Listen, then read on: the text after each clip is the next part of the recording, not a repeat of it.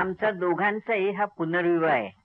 कारण करंदीकर अतिशय तत्वनिष्ठ, त्यांची पहिली बायको गेली होती, मुलबाळ काही नव्हतं, तेव्हा त्यांना विनापत्य विद्वेषीच लग्न करायचं होतं. मी तशी होते, माझं नशीबदान गो म्हणून माझा नवरा मिळाला. त्यांना या त्यांच्या तत्वनिष्ठेचं आणखीन एक म्हणजे कॉलेजमध्ये यांच्या SIS कॉलेजमध्ये नोकरी करत होते. तेव्हा काही दिवसांनी काही अभ्यासक्रमात बदल झाला आणि इंग्रजी डिपार्टमेंटमध्ये काही माणसं कमी करायची होती. तेव्हा अर्थातच कमी करायची म्हणजे नवीन लागलेले 2 लेक्चरर्स होते ते कमी होणार होते. त्यांची नोकरी, ह्यांचे विद्यार्थीच ते, पण त्यांची नोकरी जाऊ नये म्हणून ह्याने आपणून आपला राजीनामा दिला. कुणाचे आग्रहाला किंवा भिडेला न जुमानता. माझा सगळा संसार झालाय वगैरे वगैरे. खरं म्हणजे काय संसार झाला नव्हता, माझी नोकरी संपली होती, धाकट्या मुलाचं शिक्षण व्हायचं होतं, पण त्यांनी ठरवलं आपला संसार झाला म्हणून आणि नोकरी सोडून दिली. असो, त्यानंतर ह्या पेन्शनही मिळालं नाही. त्या पेन्शन वरनं आठवण झाली. हे हैदराबादच्या तुरुंगामध्ये, हैदराबाद सत्याग्रहाच्या वेळेला भागानगरच्या तुरुंगामध्ये 4 महिने होते. तेव्हा यांना स्वातंत्र्य सैनिकाचं पेन्शन पण मिळालं असतं. आणि अनंत भालेराव हे तिथे मराठवाड्यात संपादक आणि थोरग्रस्त, त्यांना पुन्हा पुन्हा सांगत होते, तू ह्या स्वातंत्र्य सैनिकाच्या पेन्शनसाठी अर्ज कर. पण ह्यांनी तो केला नाही.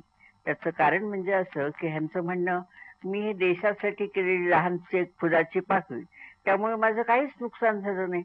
मी शिक्षण पूर्ण झालं, मला नोकरी आहे, मी काय अन्नाला महाग नाही, तेव्हा मी हे पेन्शन घेणार नाही. तर अशी यांची तत्वनिष्ठा. आता कुठचंही काम जरी असलं तरी सर्वस्व पणाला जाऊन ते काम करणार. मग त्या कविता करणं असो, इंग्रजी शिकवणं असो, किंवा अरिस्टॉटल आणि अमृतानुभवासारखी गंभीर कामं असो, किंवा घराचं एखादं शुल्लक काम असो, पण हे तितक्याच जिद्दीने ते करणार. तर बाकीची कामं ते करतात ते ठीकच आहे, पण घरातली कामं अशी जिद्दीने करायला लागलं तर कसं होईल? एक केर काढायचा असला किंवा काही स्वच्छ करायचं असलं म्हणजे ह्यांना सुट्टी असली, रविवार असला की बसले तिथे तासन तास केर काढत बसले, तर मला कसा असा काढता येतो केर? केर काढायला माझं अनेक कामं असतात. 11 वाजता सगळं काम संपून मला शाळेत जायचं असे, तर मी आपल्या घाईघाईने केर काढत असे. तर मग माझ्याशी भांडण, मी काही बोलत नसे, भांडणे व्हायची, पण काय फारसं लक्ष द्यायचं नाही, ऐकायचं सोडून द्यायचं, असं सगळं चालत असे. यांना सुतार कामाचा अतिशय वेड आहे. कोल्हापूरच्या शाळेत असताना सुतारकाम हा त्यांना एक विषय होता आणि त्याच्यात त्यांचा पहिला नंबर आला होता. तेव्हा हे सुतारकाम सारखं अजूनही सुरूच असतं. कुठे कुठे आमच्या इथे सुतारकामाचे सगळे हत्यार आहेत, करवत बिरवत सगळं आहे. ह्यांच्या सुतारकामाचा मला झालेला फायदा म्हणजे ह्यांनी माझा एक छान देव्हारा करून दिलेला आहे. मी सश्रद्धा आणि भाविक हे जरी नास्तिक असले तरी माझ्या श्रद्धेच्या आड कधी आले नाहीत. या देव्हाऱ्यामध्ये आमचे जे देव आहेत त्याच्यात माझे जे देव आहेत त्याच्यामध्ये गणपती नंतर सरस्वती आणखीन बाळकृष्ण असे आहेत. हा बाळकृष्ण जो आहे हा माझं लग्न झालं तेव्हा यांच्या टेबलावर पेपरवेट म्हणून होता, पण मी लग्न झाल्यावर हा कोकणातला बाळकृष्ण आहे मला समजलं आणि तो मी पुन्हा देवामध्ये माझ्या आणून ठेवला. एकूण सगळा आनंद आहे. भांडणं वगैरे होतात, विशेषतः मी TV लावला म्हणजे ह्यांना अतिशय राग येतो आणि बंद कर म्हणून ओरडत असतात. मी काही विशेष ऐकत नाही, मग भांडाभांडी ओरडा. पण ही सगळे ओरडा भांडणं ही यांच्या उत्तम तब्येतीची लक्षणं आहेत. असं काही नसलं म्हणजे काहीतरी बिघडलंय असं समजावं. एकूण सगळा आनंद आहे. ओचे बांधून पहाट उठते तेव्हापासून झपाझपा वावरत असतेस. कुरकुरणाऱ्या पाळण्यामधून 2 डोळे उमलू लागतात आणि मग इवल्या इवल्या मोदक मुठीतून तुझ्या स्तनांवर बाळसे चढते. उभे नेसून वावरत असतेस. तुझ्या पोतेऱ्यानं म्हातारी चूल पुन्हा एकदा लाल होते आणि नंतर उगवता सूर्य दोरीवरील 3 मुतेले वाळवू लागतो म्हणून तो तुला हवा असतो. अधूनमधून तुझ्या पायांमध्ये माझी स्वप्न मांजरासारखी लुडबुडत असतात अधूनमधून तुझ्या पायांमध्ये माझी स्वप्न मांजरासारखी लुडबुडत असतात. त्यांची मान चिमटीत धरून तू त्यांना बाजूला करतेस. तरी पण चिऊ काऊच्या मम्मम मधील एक उरलेला घास त्यांनाही मिळतो. तू घरभर भिरभिरत असतेस. लहान मोठ्या वस्तूंमध्ये तुझी प्रतिबिंब रेंगाळत असतात. स्वागतासाठी सुहासिनी असतेस. वाढताना यक्षिणी असतेस. भरवताना पक्षिणी असतेस. साठवताना संहिता असतेस. भविष्याकरता स्वप्न सखी असतेस. संसाराच्या 10 फुटी खोलीत दिवसाच्या 24 मात्रा चपकल बसवणारी तुझी किमया मला अजून समजलेली नाही.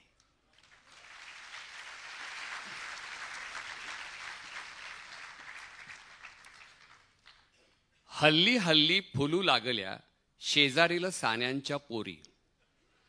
हल्ली हल्ली फुलू लागल्या शेजारील सान्यांच्या पोरी.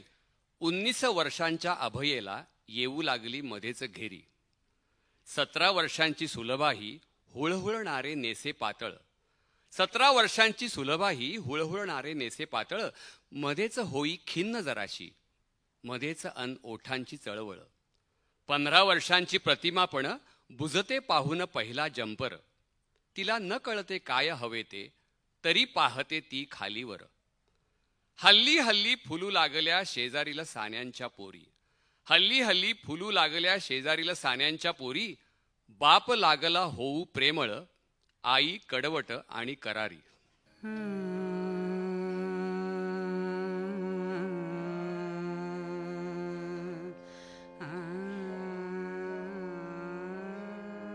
किती ढग आले गेले, चंद्र नाही उगवला.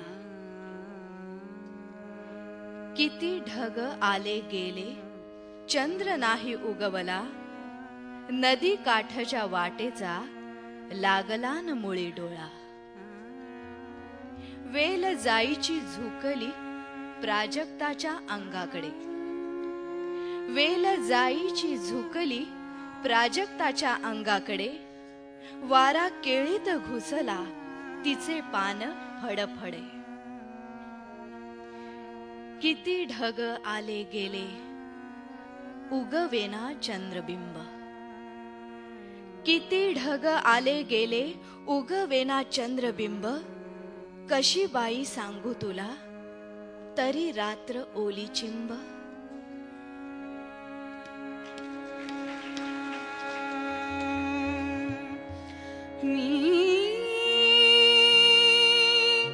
चांद झेलना ग पदरात त्या ठिकाणी. मी चांद झेलना ग पदरात त्या ठिकाणी.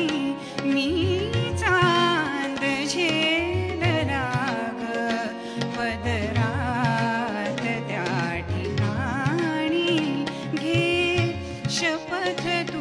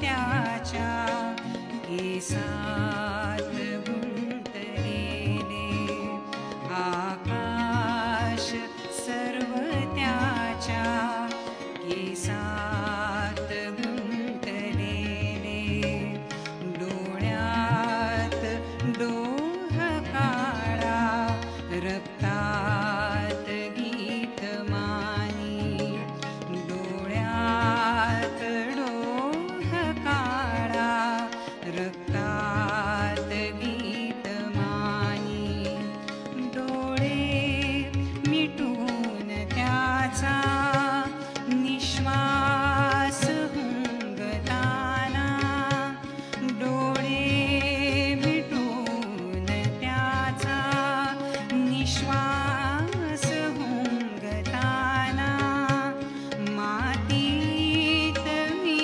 मिळाले माती किती शहाणी मातीत मी मिळाले माती किती शहाणी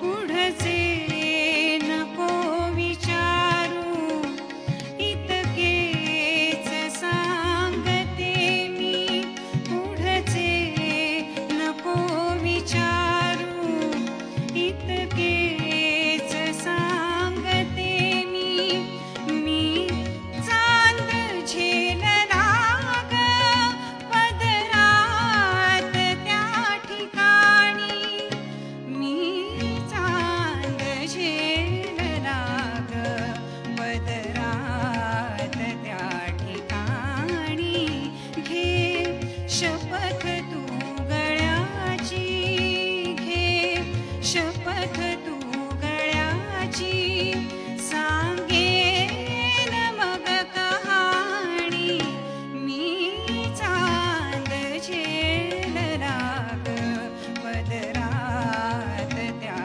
ठिकाणी मी चांद झेलला ग पदरात त्या ठिकाणी.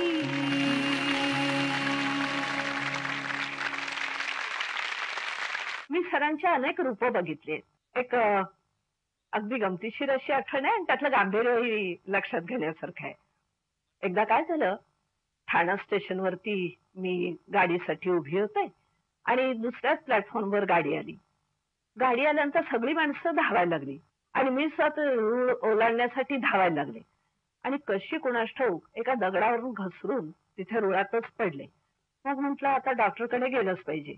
पायाला चिंध्या बांधल्या आणि तशीच डॉक्टरकडे निघाले. आमच्या साहित्य सवासच्या दारामध्ये 2 बाकडी आहेत. तर सुमाताई तिथे बसल्या होत्या नेहमीप्रमाणे. तर मग मी तिथून चालले होते आणि नेमकं सुमाताईंनी मला बघितलं. माझ्याकडे बघितलं आणि म्हणाल्या, लंगडताय शा? मग मी सगळा किस्सा सांगितला. दुसऱ्या दिवशी सकाळी आय उई करत पाय धरून बसले होते. एवढ्यात बेल वाजली. कोण आलंय बघते तर हे आपलं विठोबा रखुमाई सर आणि सुमाताई दारात हजर. सरांनी माझ्याकडे बघितलं आणि ते अशा नजरेला बघितलं की मी अजून 17-18 वर्षाची मुलगी कॉलेजमधली आहे आणि ते अगदी हातामध्ये छडी घेऊन तात्या पंतजी सारखे उभे आहेत. इकडे समोर बसा. समोर बसा म्हटल्यावर मी आपली थरथर तिथे बसले. बसल्यानंतर सर म्हणाले, हे रेल्वेच्या तिथे जे पूल बांधलेले असतात सरकारनं ते कशासाठी? मूर्ख म्हणून. तर म्हणाले की तुम्ही तिथे आचरटासारख्या काल रस्ता क्रॉस करायला कशाला गेला? आता एवढ्या मोठ्या वेळेला कसं वागावं हेही कळत नाही. आता माझ्या पुढे शपथ घ्या की पुन्हा आचरटासारख्या अशा रेल्वे लाईन क्रॉस करणार नाही म्हणून. इतकं बजावून सांगणारे, असा शब्दामध्ये दरारा आणि अशी शब्देमध्ये माया भरलेली असे गुरु आजकाल भेटतात कुठे हो? विंदा करंदीकरांनी विविध प्रकारची कविता लिहिली. त्यामध्ये अर्थातच सामाजिक जाणीवेच्या कवितेला प्राधान्य होतं. ते आरंभापासूनच होतं. हे खरं असलं तरी सामाजिक जाणीवेच्या कविते इतकीच त्यांची प्रेमकविताही महत्वाची आहे. या प्रेमकवितेचं केंद्र अर्थातच स्त्री हे आहे, प्रेयसी हे आहे. या स्त्रीची अनेक रूप करंदीकरांनी आपल्या कवितेतून रेखाटलेली आहेत. करंदीकरांनी काही स्वतंत्र कविता लिहिलेल्या आहेत, ज्यांना प्रेमकविता असं रूढार्थानं म्हणता येणार नाही. त्याही कवितांमध्ये स्त्री ही केंद्रस्थानी राहते. त्याने त्याच काळामध्ये, म्हणजे ही कविता ज्या काळात ते लिहित होते त्याच काळात लघुनिबंधही लिहिले. 15 वर्ष सुमारे अधूनमधून करंदीकर लघुनिबंध लिहित होते. आता हा लघुनिबंध सुद्धा त्यांचा तितकाच प्रभावी आहे. किंबहुना त्यांच्या कवितेशी त्यांच्या लघुनिबंधाचं एक आंतरिक नातं आहे. लघुनिबंध ही सुद्धा त्यांच्या प्रतिभेची एक वेगळ्या प्रकारचीच निर्मिती आहे. मला असं वाटतं की गद्यामधल्या एक भावकविता असंच त्या लघुनिबंधांचं वर्णन करता येईल. अजून संध्याकाळ रेंगाळते आहे. तिला पृथ्वीचा स्पर्श सोडवत नाही. तिचे सोन रेशमी हात पृथ्वीच्या गळ्यात अडकले आहेत. तिच्या स्पर्शाने वाळू सुद्धा शहारली आहे. आज माड मोरपिसे आहेत. आपल्या झावळ्यांचा पिसारा फुलवून तेही मावळतीत मिसळले आहेत. आता अंधार नाही, प्रकाशही नाही, फक्त त्यांचा परस्परांना होणारा स्पर्श तेवढा शिल्लक आहे. निजलेल्या मुलाच्या अंगावरचा हात आईनं हळूहळू काढून घ्यावा, तशी संध्याकाळ आपला हात हळूहळू काढून घेते आहे. तिची बोटे निवलेली आहेत, अबोध स्पर्शाने भारलेली आहेत. तसा मीही स्पर्शवादीच आहे. वस्तूचा स्पर्श भोगल्याशिवाय मला तिचे पुरे आकलन होऊ शकत नाही. सागवानाच्या गुळगुळीत टेबलावरून अधूनमधून हात फिरवल्याशिवाय मला माझी खोली परकी वाटते. काटे चमचे वापरून जेवणारी माणसे ही माझ्या कल्पनेप्रमाणे नेहमीच अर्धपोटी असतात. चहा पिताना सुद्धा कपाभोवती असा पंजा आवळून हळूहळू घोट घेत चहा पिणं मी अधिक पसंत करतो. पाकळ्यांवरून हळुवारपणे हात फिरवल्याशिवाय कुठल्याही फुलाचा सर्व सुगंध मला अनुभवता येत नाही. काही बोलायचं असलं की मित्रांच्या खांद्यावर मी हात टाकतो, मग शब्दांना आपली वाट सापडू लागते. स्पर्शामध्ये अपार सामर्थ्य आहे. दोन जीवांनी परस्परांना स्पर्श केला की संस्कृतीनं उभ्या केलेल्या भिंती धडाधड कोसळून पडतात. स्पर्श हे माणसाचं पहिलं इंद्रिय आहे आणि कदाचित तेच इंद्रिय शेवटी शिल्लक राहील. म्हणून जे इतर इंद्रियांना झेपत नाही तेच स्पर्श व्यक्त करू शकतो. भक्तीची किंवा प्रीतीची परिसीमा स्पर्शाशिवाय काही बोलू शकत नाही. रत्नागिरीला एकदा नेहरू आले होते. तेव्हा एक 6 वर्षाचा मुलगा त्यांना पाहायला गेला. तो परत आला तेव्हा माझ्या स्नेहाने त्याला विचारलं, नेहरूंना पाहून तुला काय वाटलं? क्षणभर तो घुटमळला आणि नंतर म्हणाला, त्यांच्या अंगाला हात लावावासा वाटला. नेहरूंच्या व्यक्तिमत्वाचा एवढा मोठा गौरव अजून कोणीही केलेला नाही. स्पर्शामधून समाधीपर्यंत पोचता येते. निदान कलावंताला ज्ञात असलेल्या समाधीपर्यंत तरी निश्चित पोचता येते. ती साधना सुद्धा फार सोपी नाही.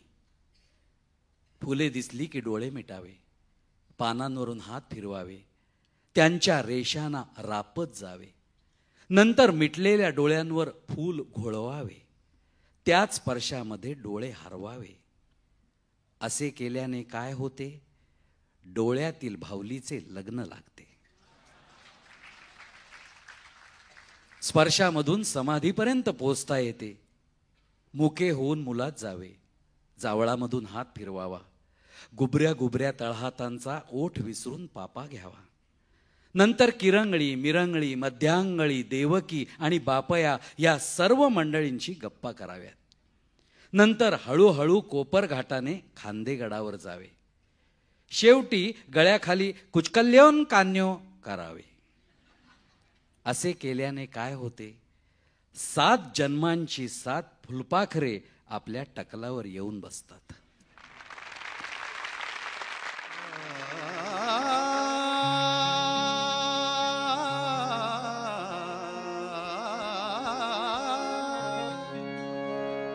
नुकते होते, हा नुकते होते नजरेत तुझ्या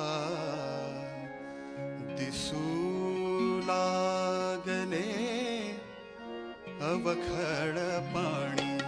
नुकते होते नजरेत तुझ्या दिसू लागले अवखळ पाणी नुकते होते नजरेत तुझ्या दिसू लागले अवखळ पाणी नुकती होती तुझ्या जिभेवर नुकती होती तुझ्या जिभेवर नाचू लागली अल्लड गाणी नाचू लागली अल्लड गाणी नुकते होते नजरेत तुझ्या दिसू लागले अवखळ पाणी नुकते होते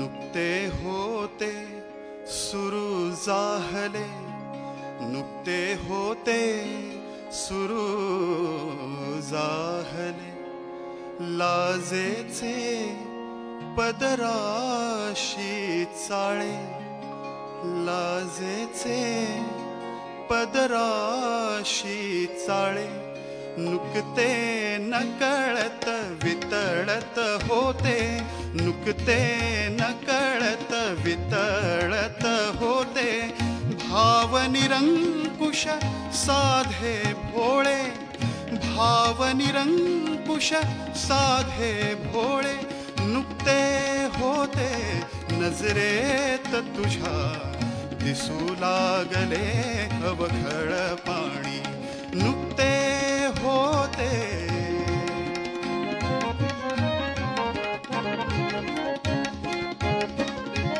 नुकते नुकते होतीस शिकलीस नुकते नुकते होतीस शिकलीस ओठ दाबण्या दाता खाली ओठ दाबण्या दाता खाली नुकत्या नुकत्या मी होतो नुकत्या नुकत्या मी होतो जुळवित पहिल्या वहिल्या ओळी जुळवित पहिल्या वहिल्या ओळी नुकते होते नजरेत तुझ्या दिसू लागले अवखळ पाणी नुकते होते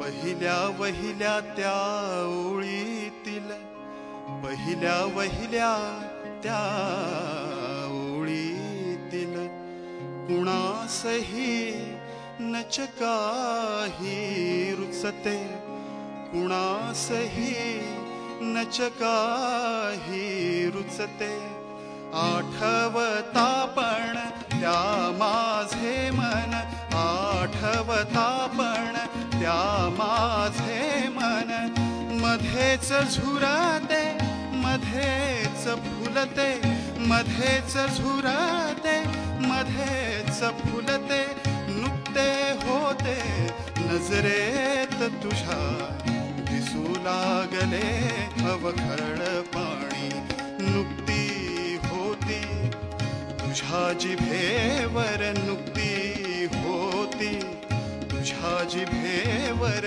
नाचू लागली अल्लड गाणी नाचू लागली अल्लड गाणी नुकते होते नजरेत तुझ्या दिसू लागले अवखळ पाणी दिसू लागले अवखळ पाणी दिसू लागले अवखळ पाणी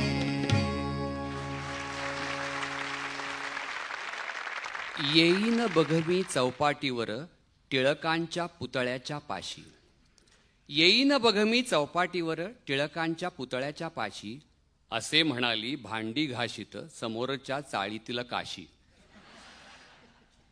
तेव्हापासून मनास त्याच्या तेव्हापासून मनास त्याच्या दिवसीत होती तिचीच वाचा. गोलपिठ्याच्या रस्त्यास जणू दंग्यातील सोड्याच्या काचा. दिवसीत होती झुरवीत होती, मध्येच होती सुखवीत त्यातून.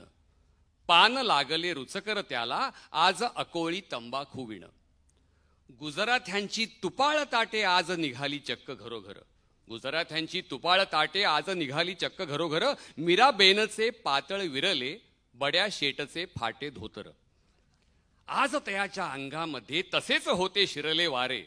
आज तयाच्या अंगामध्ये तसेच होते शिरले वारे. नित्याच्या कामाचे ओझे आज जाहले हलके सारे. अन चंचीच्या चोर कप्यातील पुन्हा पाहिला खजिना त्याने. अन चंचीच्या चोर कप्यातील पुन्हा पाहिला खजिना त्याने. मध्येच हसला तो आपुल्याशी, सबंध रुपया 16 आणे. काळोखातील पदस्थलावर इतर गड्यांची प्रेते झाली. काळोखातील पदस्थलावर इतर गड्यांची प्रेते झाली. नंतर उठून हळूच त्यातून सुसाट त्याची स्वारी निघाली. चौपाटीवर पुतळ्यापाशी उभा राहिला तो घटगाभर. चौपाटीवर पुतळ्यापाशी उभा राहिला तो घटगाभर. परंतु हरहर दिसेन काशी, दगल बाजती पोर बिलंदर. पान मसाल्याचे काशीस्तव, खिशात होते बेचव बेचव. पान मसाल्याचे काशीस्तव, खिशात होते बेचव बेचव. नकळत चघळत तेच तयाने, शिव्या घातल्या तिजला अभिनव. आणिक नंतर हवेत उडवून रुपयाला तो झेलीत बसला. आणिक नंतर हवेत उडवून रुपयाला तो झेलीत बसला. विडी पेटवून कडक कुड्याची, आनंदाने खदखद हसला.